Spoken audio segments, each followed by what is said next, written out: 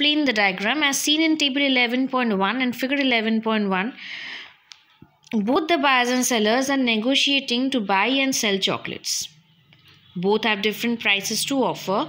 Buyers will like to pay as low as possible and sellers will like to charge as high as possible, but market equilibrium will be determined only when they agree upon a common price and a common quantity. So rupees 6 and 60 are the common price and quantity here.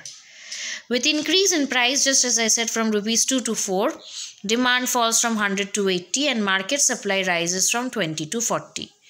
Market demand curve DD and market supply curve intersects at point E, which is the market equilibrium. At this point, 6 is the equilibrium price and 60 is the equilibrium quantity.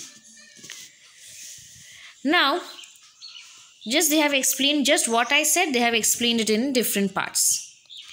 In my notes, which I will be giving after this chapter is completed, you will see it is given in nicely in a very proper manner. You can study it there by noting it down in your copies. Why any other price is not the equilibrium price?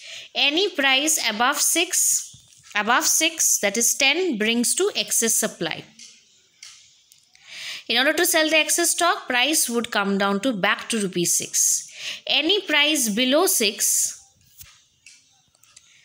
is also not the equilibrium price because it leads to excess demand.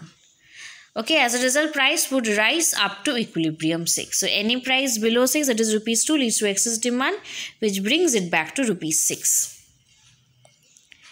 Important points about market equilibrium under perfect competition. Each firm is a price taker and, as I said, industry is the price maker. Each firm earns only normal profits in the long run.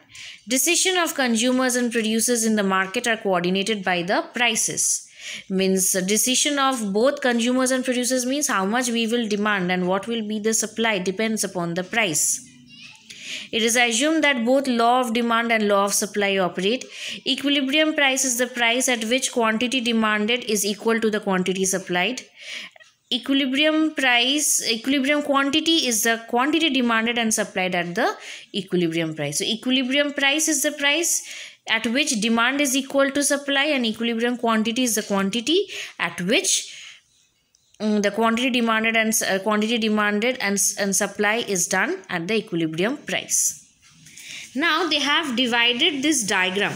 This diagram is very important. You have to practice this diagram.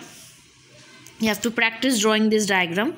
Now they have divided this diagram into two parts, that is excess demand and excess supply. So before going to that, no need to draw those breakups.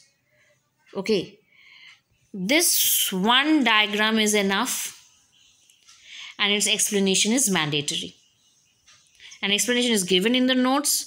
Please, again I am repeating, 1 commodity case, 2 commodity case to be studied from my notes. You copy it down in your copies and learn, then same in this case diagram also.